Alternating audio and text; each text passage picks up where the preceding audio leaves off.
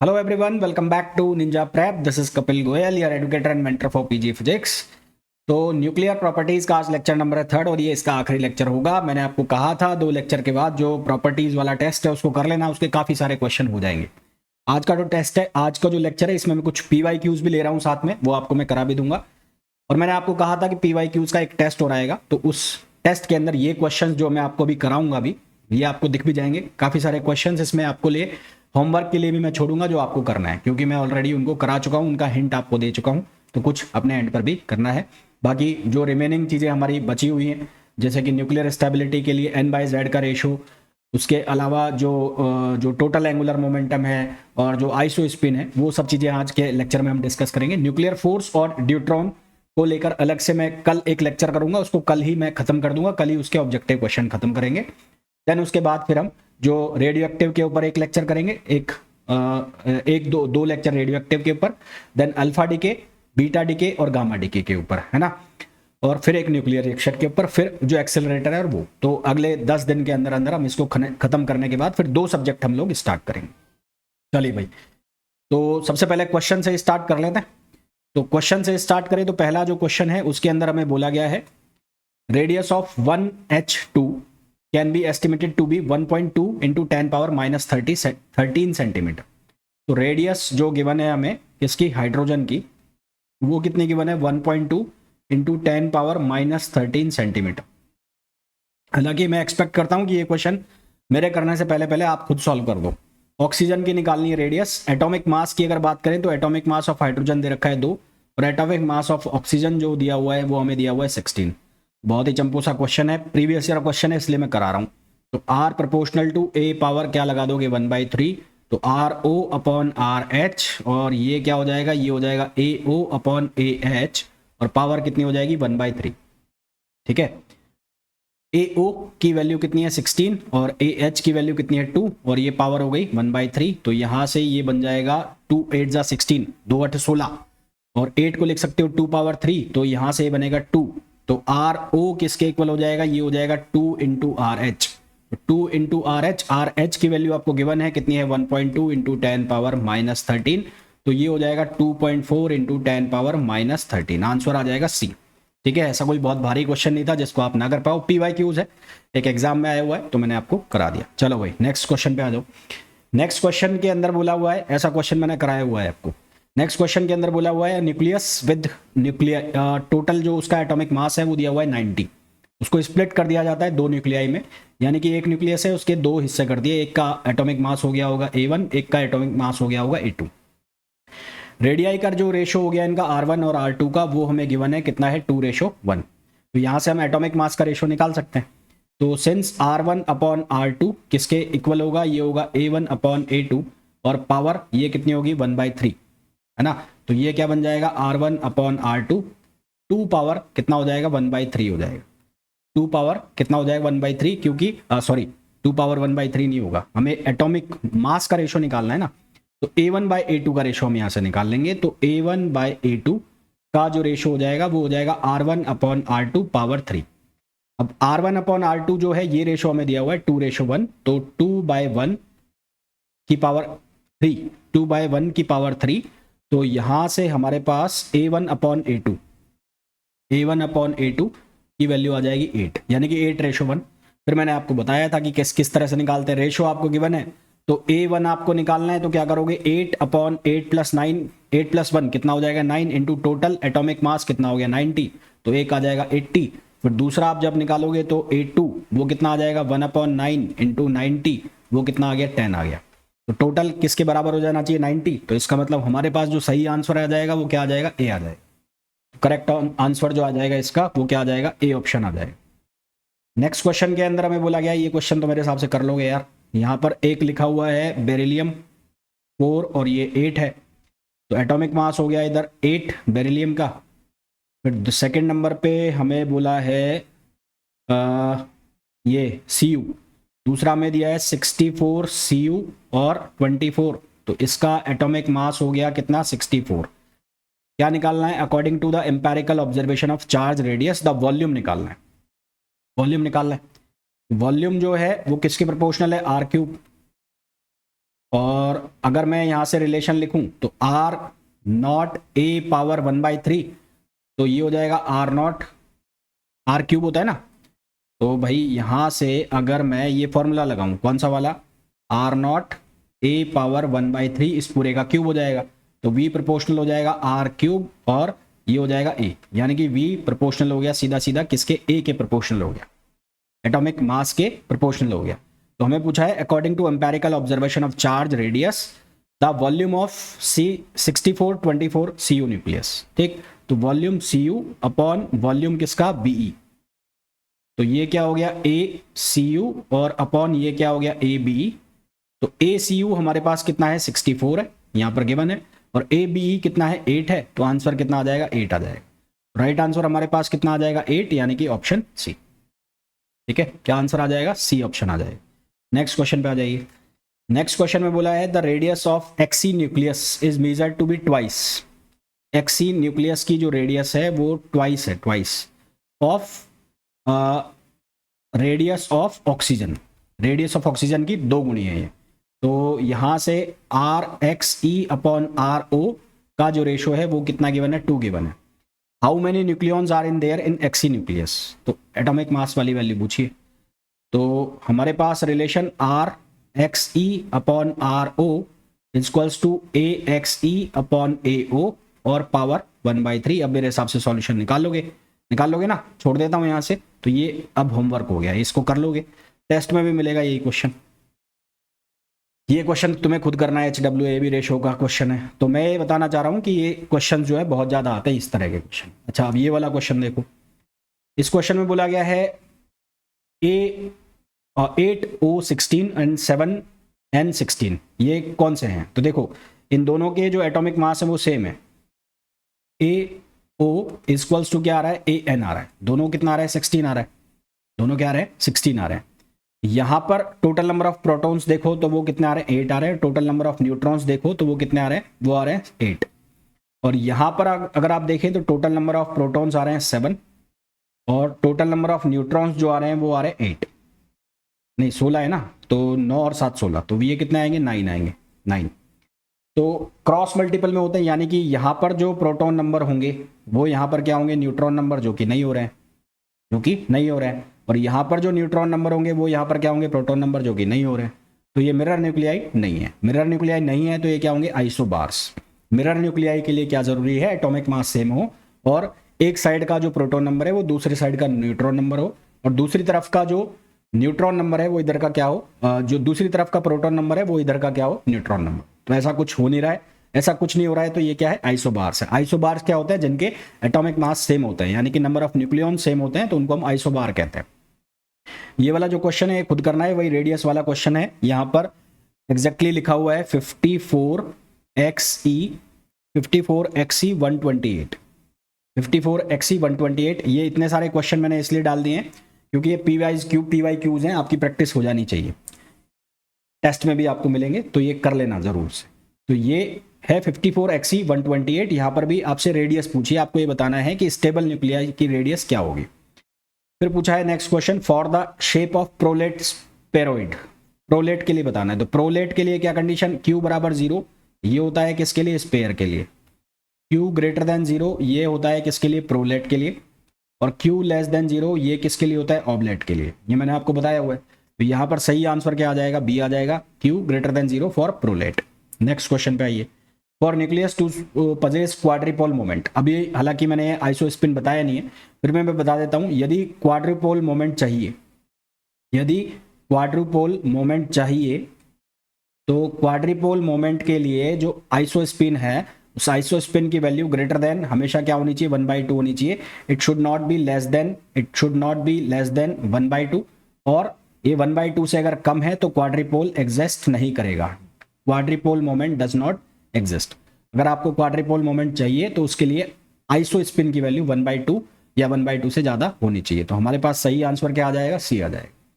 फिर पूछा है which one of the following is a fermion. इनमें से फर्मियोन कौन सा है, मैंने आपको बताया था फर्मियोन कौन से होते हैं, जिनका एटॉमिक मास ऑड होता है। पहला लिखा हुआ है अल्फा पार्टिकल, तो अल्फा पार्टिकल के केस में क्या हो गया, 2He4, तो यहाँ एटॉमिक मास इवन हो गया, तो ये तो होगा नहीं।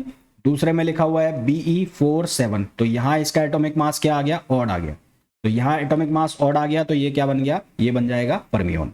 नेक्स्ट क्वेश्चन पे आ जाइए, particle and mass density of nuclei. अब मास डेंसिटी थी और पार्टिकल डेंसिटी थी वो फिक्स थी, उसकी वैल्यू फिक्स थी। रो की वैल्यू आई थी 10^17 kg/m³, और इसी तरह से जो कॉन्सेंट्रेशन है, न्यूक्लियर कॉन्सेंट्रेशन या पार्टिकल डेंसिटी, उसकी वैल्यू भी फिक्स आई थी।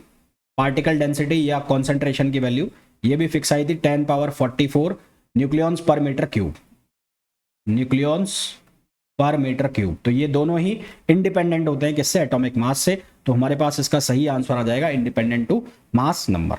अब मेरे हिसाब से ये सारे क्वेश्चन आपको आ जाने चाहिए, इनमें कोई भी न्यूमेरिकल जैसी चीज मेरे को नजर नहीं आ रही है अभी तक, तो है ना। तो बहुत अच्छे से आपको ये समझ में आ गए होंगे। अब कुछ जो रिमेनिंग थ्योरी वाला पार्ट है उसको कवर कर लेते हैं, फिर जो ये वाला चैप्टर है इसको हम निपटा देंगे, फिनिश कर देंगे। फिर कल मैं, जैसा कि मैंने आपको कहा, ड्यूट्रॉन और जो न्यूक्लियर फोर्स है उसको एक सेपरेट लेक्चर में खत्म करूंगा। न्यूक्लियर स्टेबिलिटी की हमारी बात चल रही थी। न्यूक्लियर स्टेबिलिटी की जब मैं बात करता हूं, न्यूक्लियर स्टेबिलिटी की, तो उसके लिए हमने एक तो डिस्कस कर लिया था न्यूक्लियर स्टेबिलिटी के लिए, किसको, हमने न्यूक्लियर स्टेबिलिटी के लिए डिस्कस कर लिया था, क्या था, पैकिंग फ्रैक्शन को, पैकिंग फ्रैक्शन को। और उसमें हमने देख लिया था कि कैसे, किस तरह से न्यूक्लियर स्टेबिलिटी को वो इम्पैक्ट डाल रहा है। फिर दूसरा हमने B/A जो रेशो है, B/A रेशो, उसको हमने न्यूक्लियर स्टेबिलिटी के लिए डिस्कस कर लिया था। तीसरा और आता है इसमें क्या, N/Z ratio, N/Z ratio, N/Z जो रेशो है वो और आता है। तो N/Z रेशो को अगर हम डिस्कस करें तो N/Z रेशो में एक कर्व बनता है। कर्व किस किस के बीच में बनता है, N/Z और Z के बीच में। तो N/Z रेशो को मैं डिस्कस कर रहा हूं, N/Z रेशो। तो यहां पर जो कर्व बनता है वो कुछ इस तरह का कर्व बनता है, ये हो गया N/Z, और यहां पर Z आता है। यहां एक लाइटर न्यूक्लियाइज के लिए सीधी लाइन जाती है, इस लाइन के ऊपर क्या है, N = क्या होता है, Z होता है। फिर एक लाइन इस तरह से बनाई जाती है, ये बनती है, इसको हम बोलते हैं लाइन ऑफ स्टेबिलिटी। इसको हम क्या नाम देते हैं, लाइन ऑफ स्टेबिलिटी। अभी मैं समझाऊंगा ये सारी चीजें। और इसके ऊपर एक हम जोन बना देते हैं हल्का सा ऐसा, और इसके नीचे भी हम एक हल्का सा जोन बना देते हैं। तो ये क्या है, रीजन ऑफ स्टेबिलिटी। ये क्या है, रीजन ऑफ स्टेबिलिटी। ये है रीजन ऑफ स्टेबिलिटी। अगर जो भी N/Z का रेशो है इससे ऊपर जाएगा, इससे ऊपर जाएगा, तो यहां पर क्या होगा, β-डीके होगा। अब β-डीके क्या होता है ये भी डिस्कस करेंगे। और अगर इस लाइन के, रेड कलर वाली लाइन के नीचे आता है तो यहां पर क्या होगा, यहां पर होगा β+डीके। यहां पर क्या होगा, β+डीके होगा। अब दोनों को हम देखेंगे। सबसे पहले N/Z रेशो का मतलब क्या है, N/Z रेशो का मतलब है न्यूट्रॉन और प्रोटॉन का रेशो। टोटल जो नंबर ऑफ न्यूक्लियाइज हैं वो 1100 से ज्यादा न्यूक्लियाइज जो हैं अभी तक, वो एलिमेंट्स जो हैं जिनका पता लग चुका है, जिनमें से लगभग 240 जो न्यूक्लियाइज हैं, 280 जो न्यूक्लियाई हैं वो स्टेबल हैं, और उनके भी अलग अलग कॉम्बिनेशन है। जो न्यूक्लियाई ऐसे हैं जिनमें प्रोटॉन नंबर और न्यूट्रॉन नंबर दोनों इवन है, वो सबसे ज़्यादा स्टेबल है। कुछ न्यूक्लियाई ऐसे हैं जिसमें प्रोटॉन नंबर इवन है और जो न्यूट्रॉन नंबर है वो ऑड है, तो वो कम है स्टेबल। और ऐसे न्यूक्लियाई जिनमें दोनों ही ऑड हैं, प्रोटॉन और न्यूट्रॉन, वो लेस स्टेबल होते हैं। तो स्टेबिलिटी का ये भी कंसेप्ट होता है कि, स्टेबिलिटी का कंसेप्ट ये भी होता है कि अगर प्रोटॉन और न्यूट्रॉन ये इवन है और न्यूट्रॉन भी क्या है, इवन है, तो ये मोर स्टेबल। अगर प्रोटॉन और न्यूट्रॉन, ये प्रोटॉन है और न्यूट्रॉन है, ये अगर इवन है और ये ऑड है, या ये ऑड है और ये इवन है, तो ये लेस स्टेबल। और अगर ये प्रोटॉन और न्यूट्रॉन दोनों ऑड है, ये दोनों ही ऑड हो रहे हैं, तो उस केस में ये क्या हो जाएंगे, सबसे कम स्टेबल। तो ये मोर स्टेबल, हाईएस्ट, इसको मैं ऐसे लिख देता हूं, हाईएस्ट स्टेबल,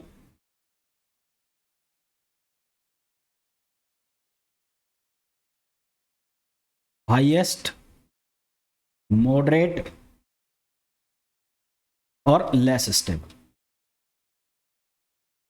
तो हमारे पास टोटल जो न्यूक्लियाई जो स्टेबल है, out of 1100, out of non 1100 nuclides elements 1100 elements only 280 nuclei are stable. इनमें से करीबन 280 जो न्यूक्लियाई है वो स्टेबल है, जिनमें से सबसे ज़्यादा जो स्टेबल है वो हाईएस्ट स्टेबल है, वो है जिनमें प्रोटॉन नंबर और न्यूट्रॉन नंबर इवन है। ऐसे जो होंगे वो होंगे कितने, लगभग 164 के आसपास। ऐसे जो न्यूक्लियाई जिनमें प्रोटॉन नंबर इवन है, न्यूट्रॉन नंबर इवन है, लगभग 164 के आसपास ऐसे होंगे। जो जिसमें एक दोनों में से कोई इवन है वो लगभग होंगे 57 के आसपास, और जिनमें दोनों ही ऑड हैं और जो ठीक ठाक स्टेबल है वो होंगे करीबन 6। तो ये इनका नंबर है। हालांकि नंबर आपसे कोई नहीं पूछता, आपसे ये पूछा जाता है कि इस कॉम्बिनेशन आपको बना के दे दिए कि आपसे ऐसा पूछ लिया कि which of the following pair of proton and neutron is highest stability, shows highest stability for nuclei. तो जहां पर proton number neutron number even होंगे वो हाईएस्ट स्टेबल होगा। सेकंड नंबर पे आ जाएगा प्रोटॉन इवन न्यूट्रॉन ऑड, या एक इवन और एक ऑड हो। और लेस स्टेबल में कौन सा आ जाएगा, दोनों क्या हो जाए, ऑड हो जाए। ठीक है, वापस आ जाते हैं Z/N रेशो पर। तो Z/N रेशो में मैं बात कर रहा था, तो हमारे पास अलग अलग तरह के न्यूक्लियाइज होते हैं जिनका एटॉमिक मास कम होता है, जिनका एटॉमिक नंबर कम होता है, उनको हम बोलते हैं लाइटर एलिमेंट्स। जिनका एटॉमिक मास ज़्यादा होता है, एटॉमिक नंबर ज़्यादा होता है, उनको हम बोलते हैं हायर एलिमेंट्स। ठीक है, हैवी एलिमेंट्स। तो लाइटर एलिमेंट्स जो हैं, लाइटर एलिमेंट्स के लिए N/Z का जो रेशो है वो लगभग सेम होता है। जितने नंबर ऑफ न्यूट्रॉन्स होते हैं उतना ही नंबर ऑफ क्या होते हैं, प्रोटॉन्स होते हैं। तो उनके लिए जब N/Z रेशो का हम कर्व बनाते हैं तो हमें एक स्ट्रेट लाइन मिलती है, जो कि मैंने यहाँ पर ये दिखाई भी है। ये वाली जो लाइन है N/Z वाली। तो लाइटर एलिमेंट्स के लिए जो N/Z की जो लाइन बनती है वो क्या बनती है, वो स्ट्रेट लाइन बनती है। ठीक, तो for lighter elements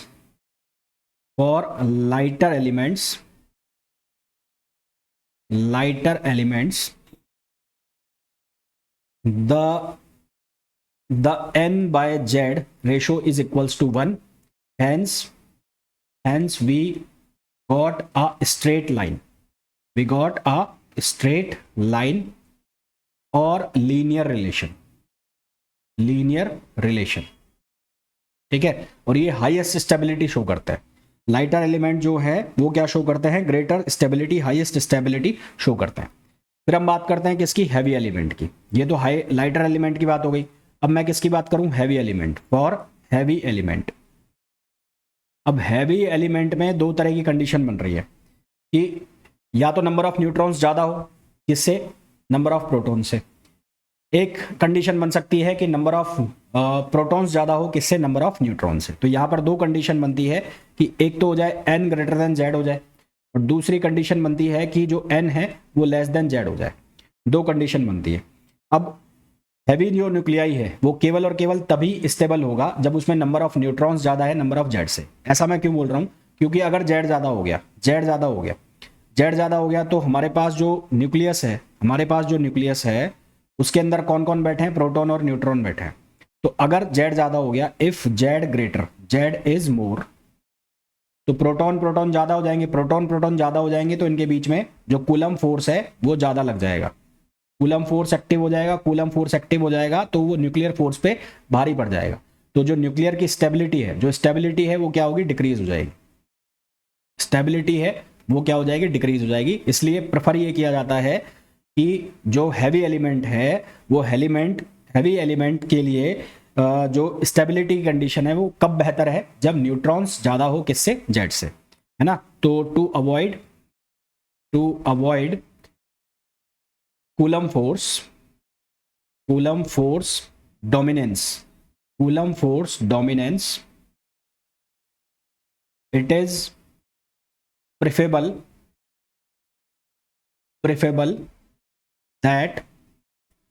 that number of neutrons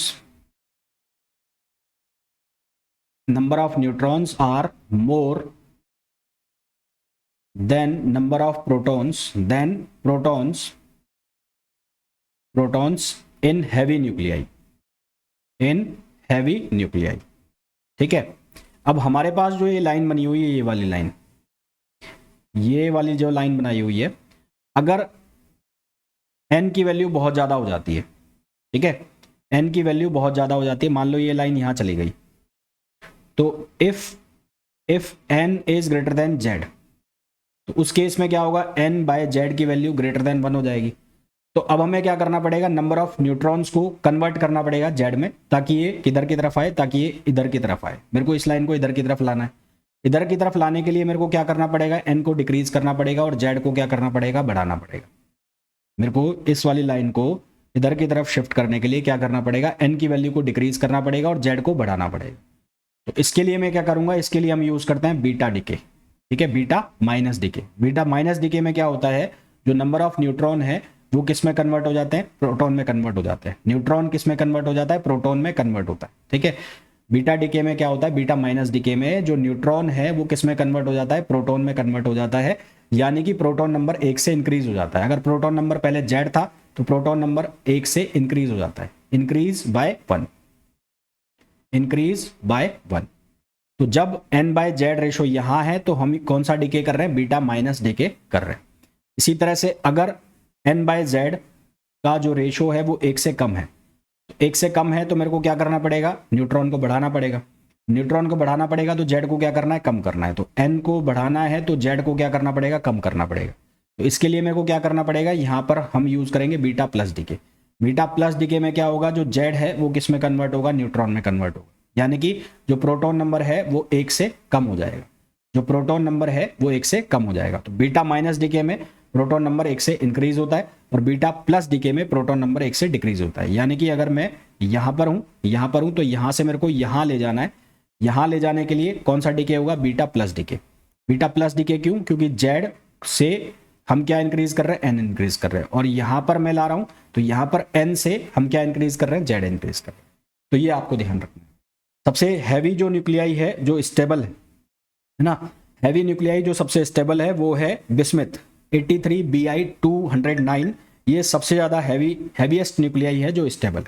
ठीक, तो nuclei heaviest nuclei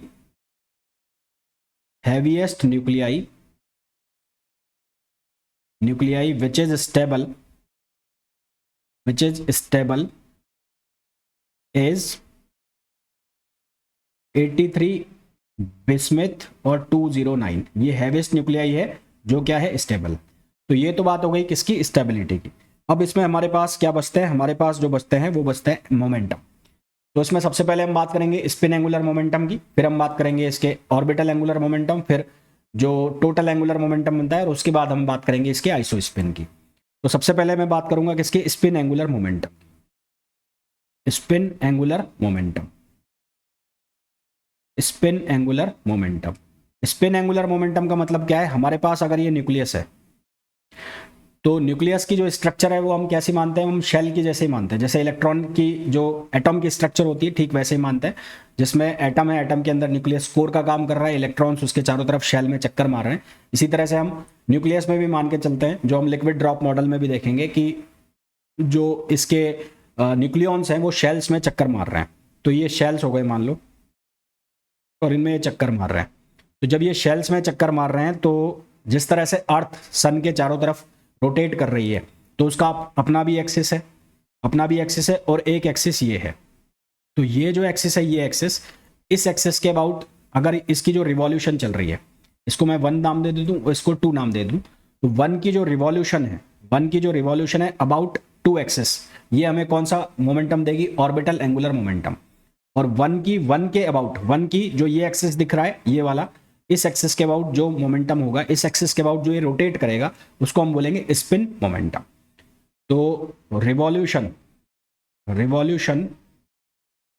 of 1 about 2, ये हमें क्या देगा, ये हमें देगा एंगुलर मोमेंटम, जिसको हम ऑर्बिटल एंगुलर मोमेंटम भी कहते हैं, ऑर्बिटल एंगुलर मोमेंटम। और rotation of 1 with its on axis,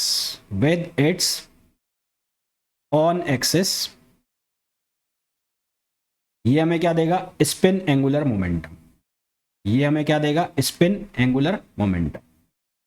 ठीक है, समझ में आ गया। तो ऑर्बिटल एंगुलर मोमेंटम है जब वो दूसरे वाले के अबाउट चक्कर मार रहा है, घूम रहा है, तो वो है ऑर्बिटल एंगुलर मोमेंटम। जब वो खुद के एक्सिस के अबाउट घूम रहा है तो उसको हम बोलते हैं स्पिन एंगुलर मोमेंटम। ये जो स्पिन एंगुलर मोमेंटम है इसकी वैल्यू क्वांटम मैकेनिकली हम लिखते हैं, क्वांटम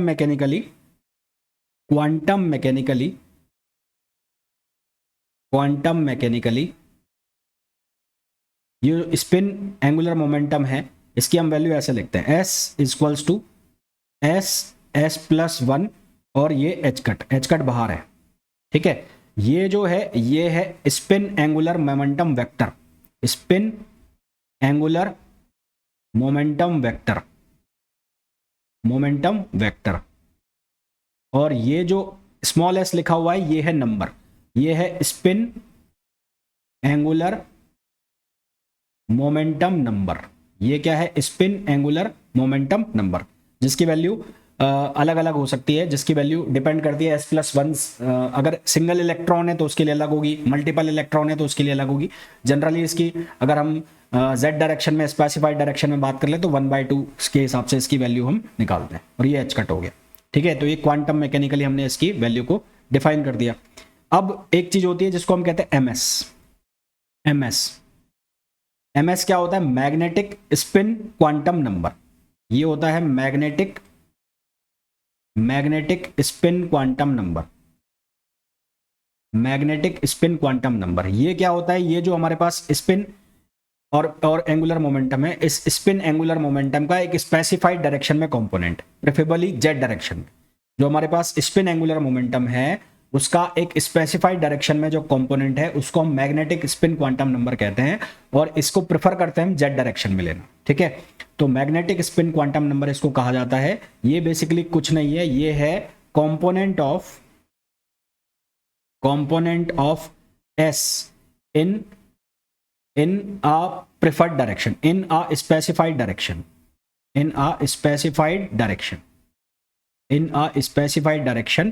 preferably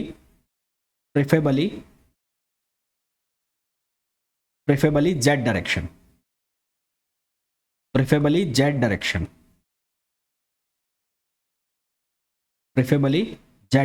जेड डायरेक्शन में जो इसका कंपोनेंट आ रहा है उसको हम ms से लिखते हैं। ये ms की वैल्यू को हम कैसे डिसाइड करते हैं? ms की वैल्यू जो है वो हम लिखते हैं 2s+1 से। कैसे लिखते हैं? 2s+1 से। यानी कि अगर s की वैल्यू आपको 1/2 दी है, यदि एग्जाम्पल के लिए s की वैल्यू आपको 1/2 दी है, तो ms की जो वैल्यू है वो कितनी हो जाएगी? वो हो जाएगी 2 × 1/2 + 1, यानी कि ये कितनी बन गई? ये बन गई 2। कितनी बन गई?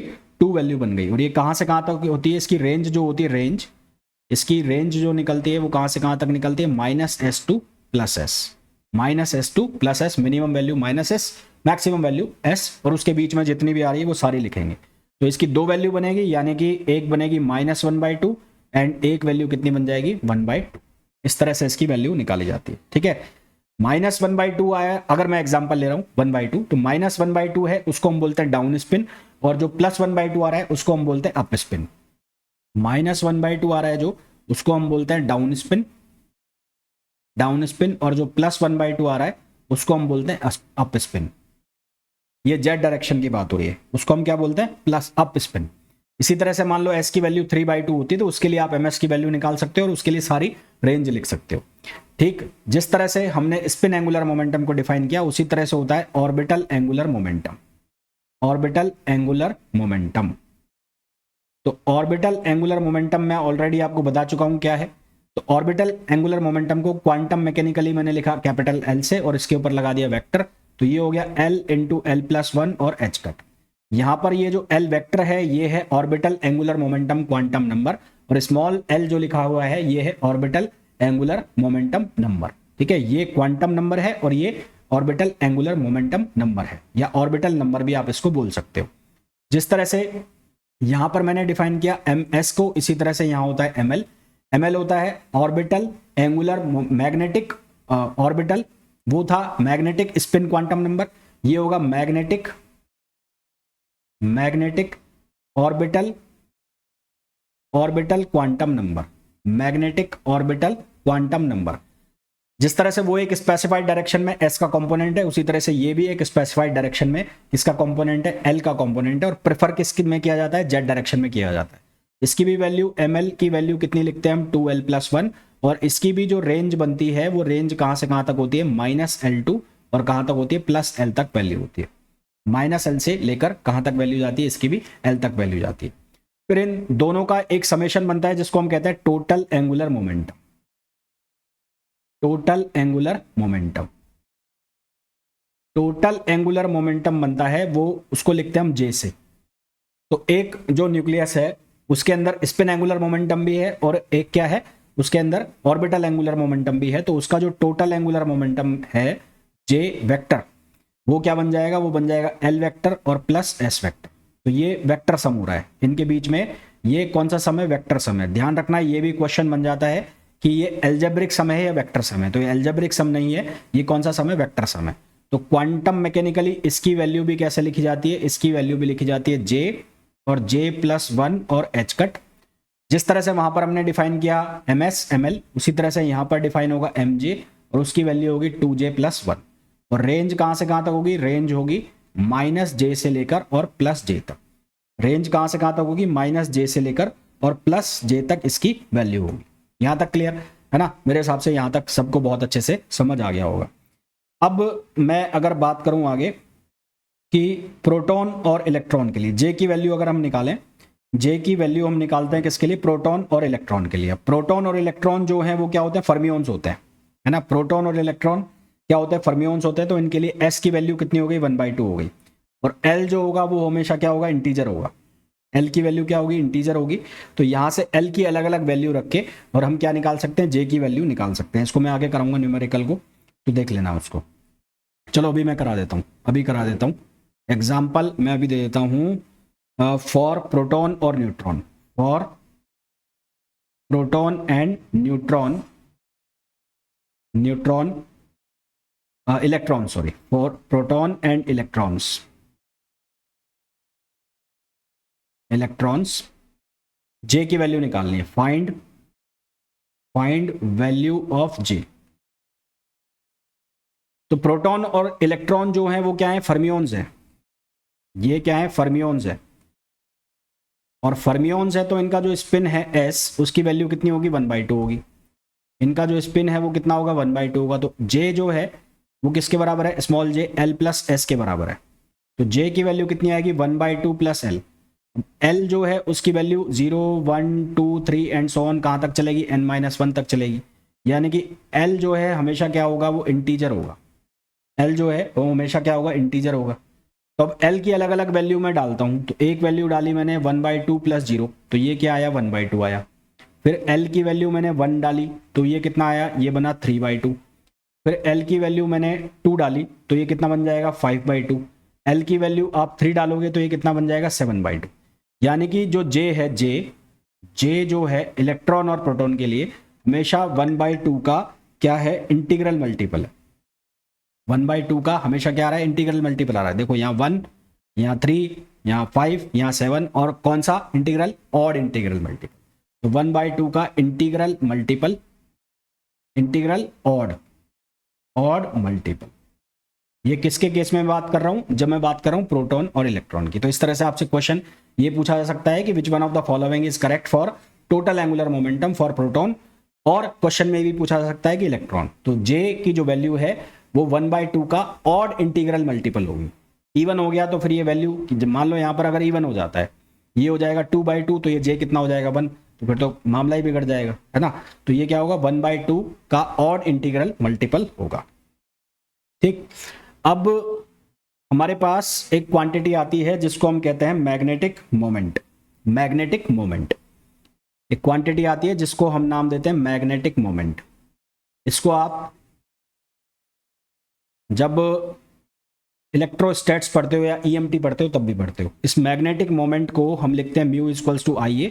इसका मतलब ये होता है कि जब भी कोई इलेक्ट्रॉन किसी न्यूक्लियस के चारों तरफ चक्कर लगा रहा है तो वो क्या बना देता है, वो मोमेंट बना देता है। मोमेंट का कब डेवलप होगा, जब इलेक्ट्रिक डायपोल बन जाएगा।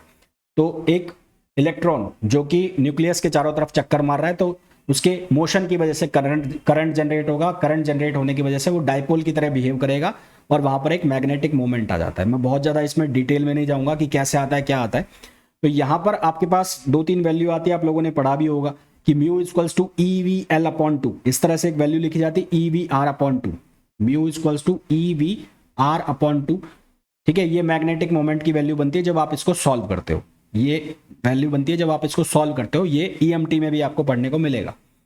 और फिर उसके बाद एक स्टैंडर्ड फॉर्मूला आप बनाते हो जिसमें आप रिलेशन स्टैब्लिश करते हो मैग्नेटिक मोमेंट का, किसके साथ, ऑर्बिटल एंगुलर मोमेंटम के साथ, जायरोमैग्नेटिक रेशो में जिसको लिखते हो, जिसको किस में लिखते हो, जायरोमैग्नेटिक रेशो में। आप ये रिलेशन एस्टेब्लिश करते हो mu upon L equals to minus E upon two M B, ये रिलेशन एस्टेब्लिश करते हो आप। और ये रिलेशन में ये जो म्यू है, ये म्यू कहलाता है मैग्नेटिक मोमेंट, ये जो म्यू है ये कहलाता है मैग्नेटिक मोमेंट, और ये जो है ये होता है एंगुलर मोमेंटम, एंगुलर मोमेंटम, ये कहलाता है एंगुलर मोमेंटम कहलाता है।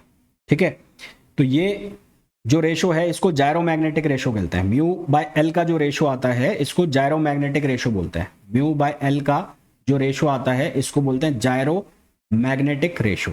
इस जायरोमैग्नेटिक रेशो की वजह से जो पैरामैग्नेटिक प्रॉपर्टीज है वो इसके अंदर आ जाती है मटेरियल के अंदर। इसको ईएमटी में मैं बहुत अच्छे से पढ़ाऊंगा जब ईएमटी में बात करेंगे। तो यहाँ से हमारे पास ये माइनस साइन है, जो माइनस साइन ये शो करता है कि जो मैग्नेटिक मोमेंट है और जो ऑर्बिटल एंगुलर मोमेंटम है दोनों की डायरेक्शन एक दूसरे के अपोजिट है। फिर जो ये हमारे पास रेशो आया इसको हम बोहर्स थ्योरी से भी कनेक्ट करते हैं, और जब हम इसको बोहर थ्योरी से कनेक्ट कर देते हैं तो हमारे पास एक स्टैंडर्ड रिलेशन बनता है, वो मैं अब बना रहा हूँ। जब हम इसको बोहर थ्योरी से कनेक्ट करते हैं यानी कि E upon two M E L, तो बोहर्स थ्योरी जो एटॉमिक थ्योरी है वो ये कहती है कि जो इलेक्ट्रॉन है जो ऑर्बिट में चक्कर मार रहे हैं या जो पार्टिकल्स हैं जो शेल में चक्कर लगा रहे हैं, तो उनका जो एंगुलर मोमेंटम है वो एच कट का इंटीग्रल मल्टीपल होता है, यानी कि एच को एल को आप क्या लिख सकते हैं, एन एच कट लिख सकते हैं।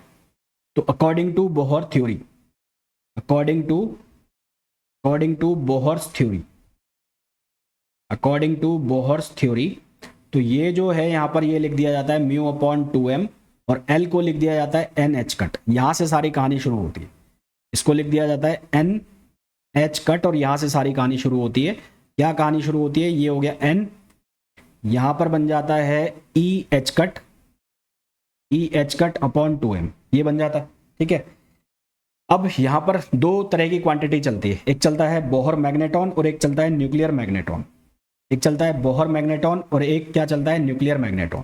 ठीक, सबसे पहले ये जो क्वांटिटी है अगर मैं लिख दूं म्यू बी, तो म्यू बी का मतलब है बोहर मैग्नेटॉन। बोहर मैग्नेटॉन ये यूनिट होती है किसकी, जो मैग्नेटिक मोमेंट होता है उसके लिए, इलेक्ट्रॉन का मैग्नेटिक मोमेंट, और इसकी वैल्यू किसके बराबर है, E H cut upon two M E. यहाँ पर ये जो मास है ये इलेक्ट्रॉन का मास है। अगर मैं इसको ऐसा लिखूं म्यू एन, तो इसको हम बोलते हैं न्यूक्लियर मैग्नेटॉन, इसको हम क्या बोलते हैं, nuclear magneton.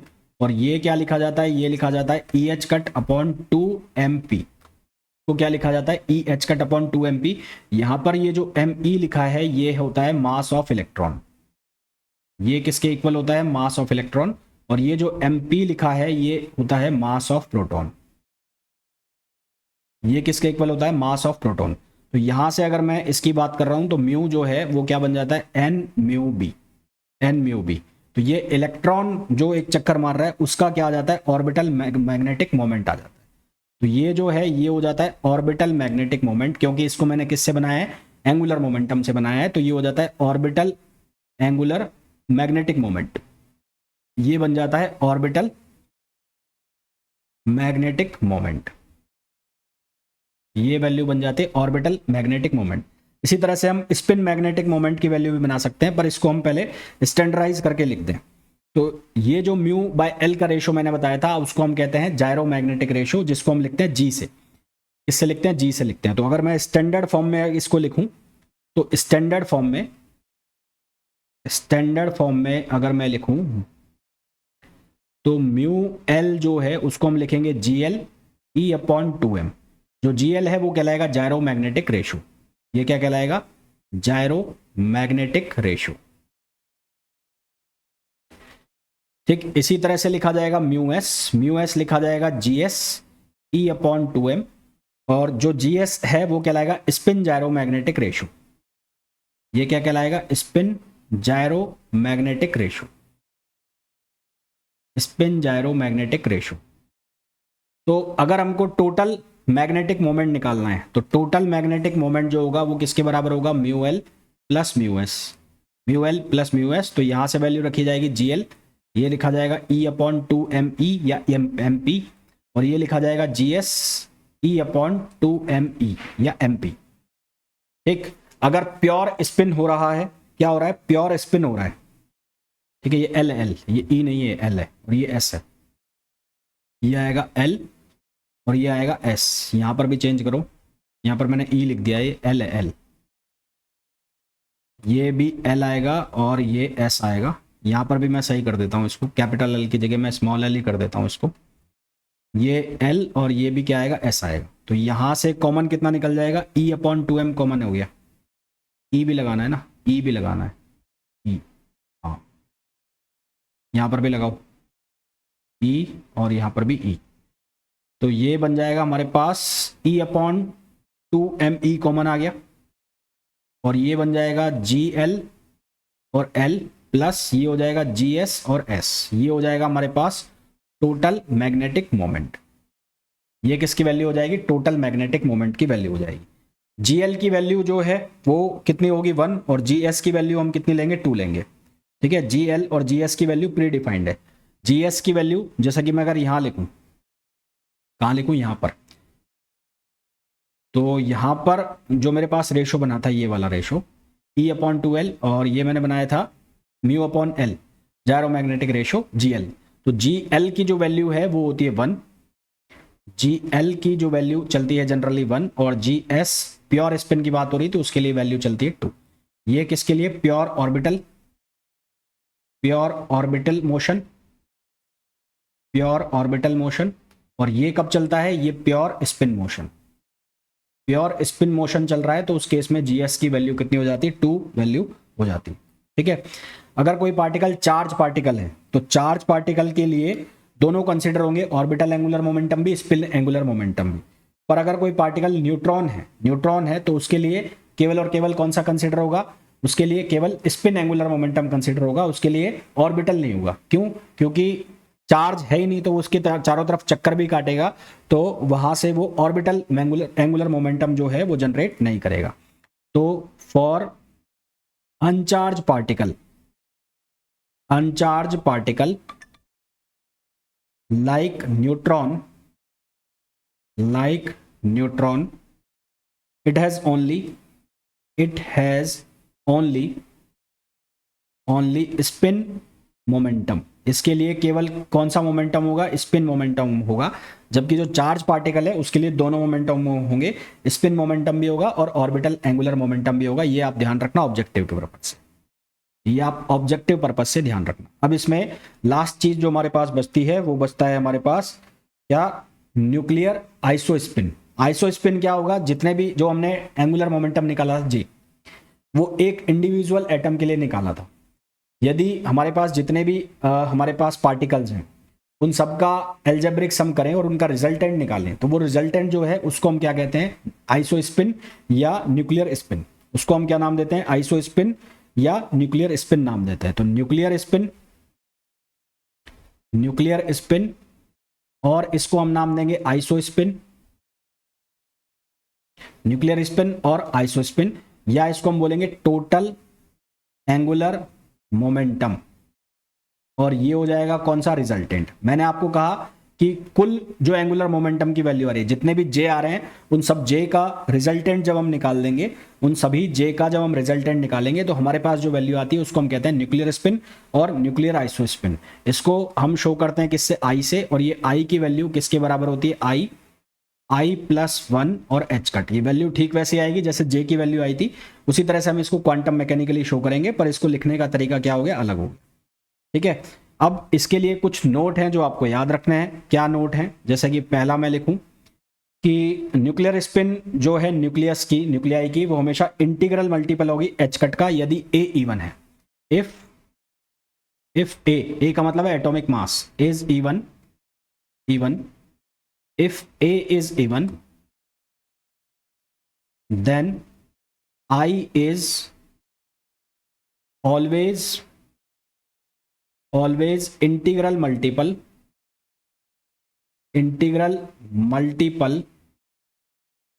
Of H cut, I is always integral multiple of H cut.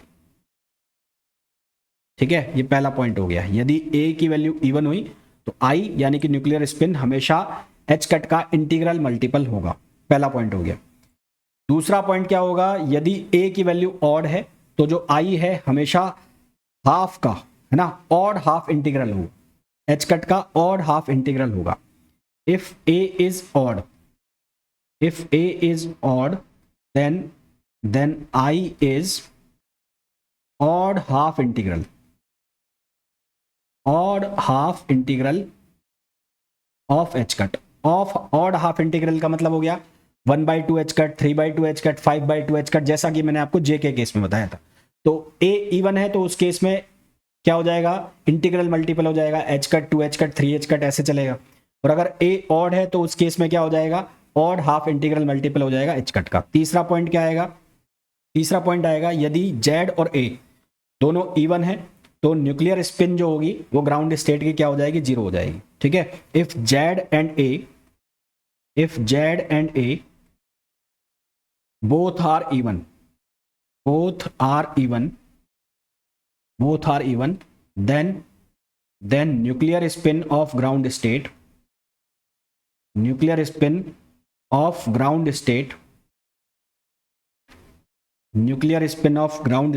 is zero. z भी इवन हो जाए और a भी इवन हो जाए तो न्यूक्लियर स्पिन जो ग्राउंड स्टेट की आएगी वो क्या आएगी, जीरो आएगी। ये तीनों पॉइंट याद रखना, बहुत इंपॉर्टेंट पॉइंट है, इनके ऊपर क्वेश्चन पूछ लिए जाते हैं कि न्यूक्लियर स्पिन क्या होगी। आपको बोल दिया 6C12 और आपसे पूछा कि इसकी न्यूक्लियर स्पिन क्या होगी। अगर आपको ये भी नहीं बोला है कि ग्राउंड स्टेट है नहीं है तो ये मान के चलना ग्राउंड स्टेट है। तो अब यहाँ पर a की वैल्यू क्या है, इवन है, और z भी क्या है, इवन है, तो ग्राउंड स्टेट की न्यूक्लियर स्पिन क्या हो जाएगी, जीरो।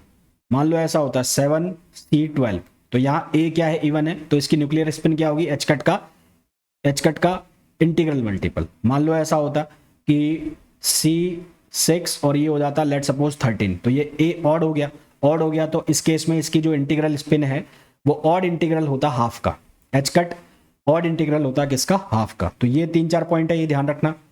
एक और पॉइंट है कि यदि न्यूक्लियस के अंदर ऑड नंबर ऑफ न्यूट्रॉन्स है और ऑड नंबर ऑफ प्रोटॉन है, ऑड ही न्यूट्रॉन है और ऑड ही प्रोटॉन है, तो उसकी जो न्यूक्लियर स्पिन है वो क्या होगी, इंटीग्रल मल्टीपल होगी एच कट का। क्यों, क्योंकि अगर ऑड न्यूट्रॉन है और ऑड प्रोटॉन है तो एटॉमिक मास क्या हो जाएगा, वो इवन हो जाएगा। ठीक है, अगर ये कहानी है कि इफ n जो है वो ऑड है, z जो है वो ऑड है, तो a जो है वो क्या हो जाएगा, इवन हो जाएगा। a इवन हो जाएगा तो उस केस में I जो है वो क्या हो जाएगा, integral multiple of H cut, integral of H cut. यानी कि ये वाला जो पॉइंट है, पहला वाला पॉइंट, वो लास्ट वाले पॉइंट में भी लगेगा ही। क्यों, क्योंकि a की वैल्यू क्या हो रही है, इवन हो रही है। अगर n ऑड हो, z क्या हो, इवन हो, तो a की वैल्यू क्या हो जाएगी, ऑड हो जाएगी, तो फिर दूसरा पॉइंट लगेगा। यदि z इवन हो, n ऑड हो, फिर भी दूसरा पॉइंट लगेगा, है ना। तो इस तरह से ये बना के आप देख सकते हैं और इसी के बेस पर आपसे क्वेश्चन पूछ लिए जाते हैं। तो ये सारा कंप्लीट हो गया आपका न्यूक्लियर प्रॉपर्टीज का। ड्यूट्रॉन का और न्यूक्लियर फोर्स मैंने कराया नहीं है, उसको हम कल के लेक्चर में करेंगे। टेस्ट इसके बाद आ जाएगा, हो सकता है कि लेट नाइट तक आए, तो वो टेस्ट जरूर अटेम्प्ट कर लेना।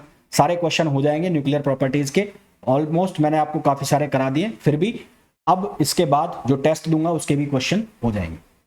कल हम डिस्कस करेंगे ड्यूट्रॉन को और न्यूक्लियर फोर्स को, देन उसके बाद हम रेडियो एक्टिविटी वगैरह बाकी चीजों को डिस्कस करेंगे। इस लेक्चर में इतना ही, मिलते हैं नेक्स्ट वीडियो में। Till then, thank you, bye bye.